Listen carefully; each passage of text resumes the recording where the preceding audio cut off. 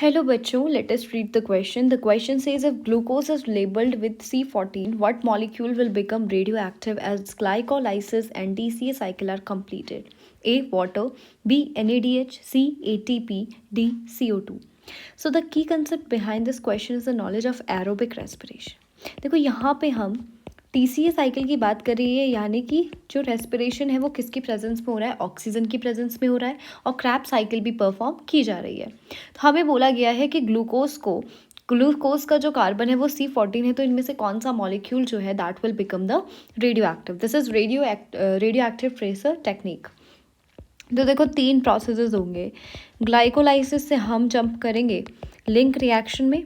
And नाम link reaction क्यों पड़ा है, क्योंकि ग्लाइकोलाइसिस और क्रैब साइकिल को ये जोड़ता है। Crab cycle is also known as TCA cycle, that is tri carboxylic acid cycle.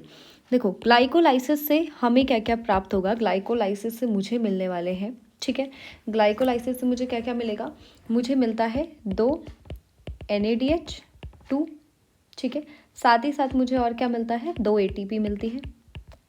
Link reaction की अगर मैं बात करूँ तो मुझे 2 NADH2 मिलते हैं, साथ साथ 2 मॉलिक्यूल किसके मिलते हैं, CO2 के मिलते हैं।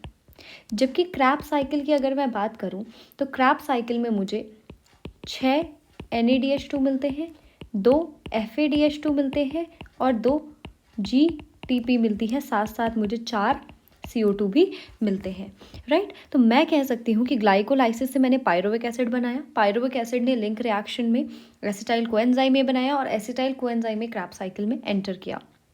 हमें बोला गया कि ग्लूकोज के मॉलिक्यूल को कार्बन 14 से हमने क्या किया, लेबल किया। देखो NADH2 और ATP तो भाई कार्बन हमें दिख ही नहीं रहा है, तो ये तो क्या नहीं हो ही नहीं सकता कि ये क्या हो जाए, आपके रेडियो एक्टिव हो जाए। वाटर में भी कोई कार्बन नहीं होता है, वाटर भी आपका रेडियो एक्टिव इसीलिए नहीं हो सकता। देखो कार्बन कहाँ पे है, कार्बन डाइऑक्साइड में। तो हमारा जो ये वाले दोनों कार्बन है ये कैसे लेबल्ड होंगे, C14 लेबल्ड होंगे। तो water since it does not contain carbon, तो ये रेडियो एक्टिव हो नहीं सकता। NADH ATP जो है आपके एनर्जी सोर्सेज हैं, ये आपके रेडियो एक्टिव नहीं होंगे। So the final answer will be carbon dioxide CO2, that is option D. I hope you understood it well. All the best. Thank you.